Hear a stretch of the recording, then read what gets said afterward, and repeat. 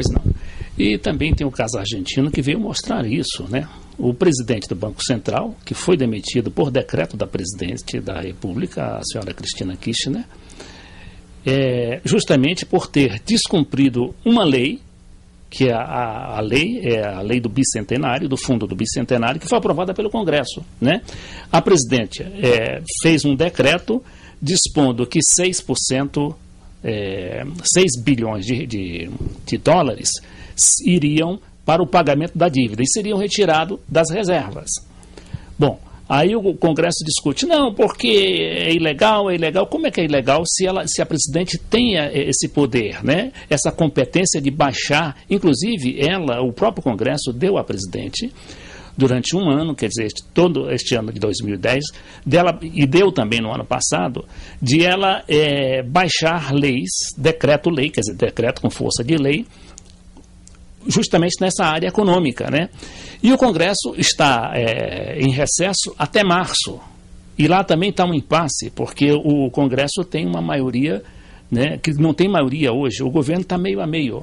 Cada comissão lá, essa comissão que controlaria, né, e que estudaria esse caso, por onde tramitaria esse incidente lá com o Banco Central e das reservas, ela está 4-4.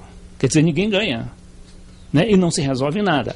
Bom, mas o que veio demonstrar também é o poder, né, massificador que tem esse mercado para, inclusive, não só impor um pensamento único, como também influir nas outras instâncias, né, dos três ramos de poder, principalmente no judiciário. Você vê que o decreto presidencial praticamente foi anulado, claro que a presidente está recorrendo, por uma juíza de primeira instância, né? Quer dizer, uma situação totalmente complicada. Como é que um país pode ser governado dessa maneira? Claro, veja só, em cima do que você está colocando, a eleita foi a presidente. Então, a definição das políticas deveria partir dela, porque tem mandato para isso. Tem voto, teve voto para que a elegeram e trabalhou para isso, e ao mesmo tempo não foi eleita pelo nome dela, mas por uma bandeira, toda uma promessa política, um programa de governo, coisas desse tipo. Bom, mas mais do que isso, o que o Banco Central está fazendo, exatamente em função desse privilégio do mercado e dessa ideia de disciplinar monetariamente o Estado, é entrando numa seara, inclusive, diferente da monetária. Como a gente viu nos jornais recentemente, o Bresser chamou atenção para isso. Ele está interferindo em política fiscal, porque a administração da dívida é política fiscal, mas mais do que isso.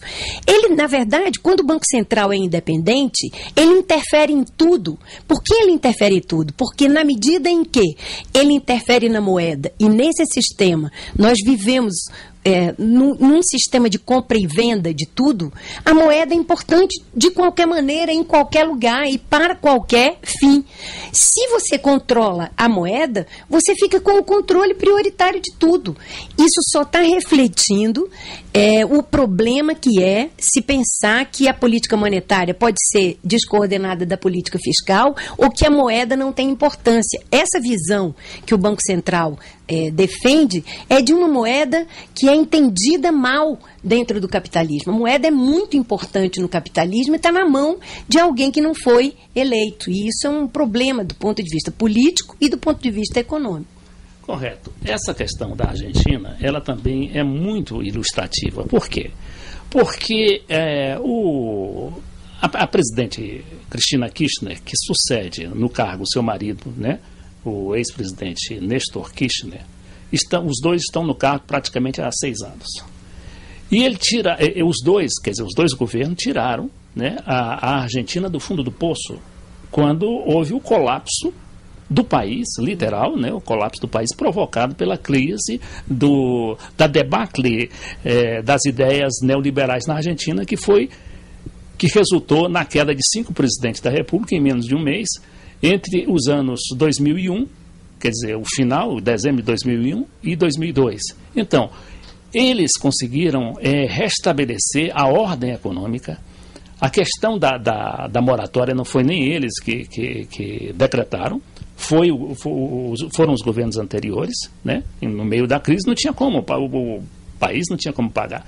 Então, ele renegociou essa questão, contanto que a banca internacional teve de se satisfazer com apenas 30%, salvo engano, né? Eu não me lembro exatamente. É mais ou menos, foi uma questão de 30% do que deveria pagar. Quer dizer, a banca perdeu 70%, mas chegou a um acordo, né? E com isso o país pôde crescer, pôde diminuir o número de desemprego, pôde diminuir também violentamente a questão da miséria, né? A miséria absoluta num país como a Argentina chegou a mais de 40%. Quer dizer, é um escândalo internacional. E ninguém fala isso.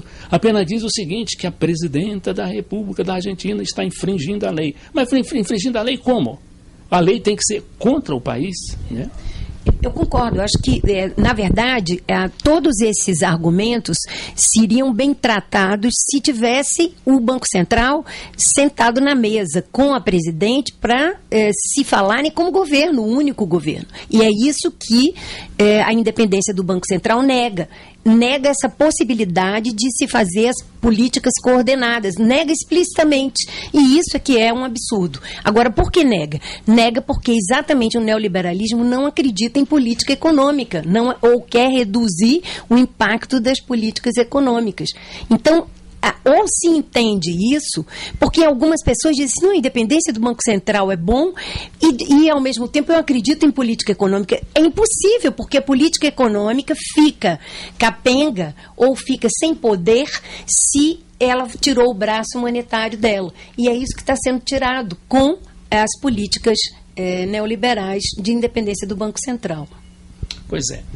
Tem também uma realidade aí que a gente está observando, que é a renovação desses governos, na maioria dos países latino-americanos, os países ricos principalmente, né? No Brasil foi com Lula, que não mudou muita coisa na política externa, quer dizer, na política externa mudou, que aprofundou a nossa independência, né?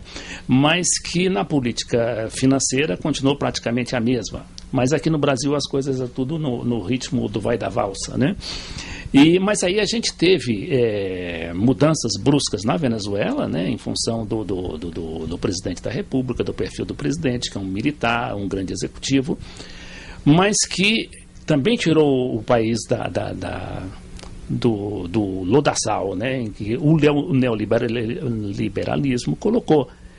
E temos também ali na Bolívia, né, o presidente, depois que nacionalizou os hidrocarburos ou hidrocarbonetos, deu uma nova dimensão ao país, né, diminuiu grandemente a miséria, e hoje ele se dá o luxo de erradicar o analfabetismo na Bolívia. Nós temos também situações também progressistas no Equador e na Nicarágua.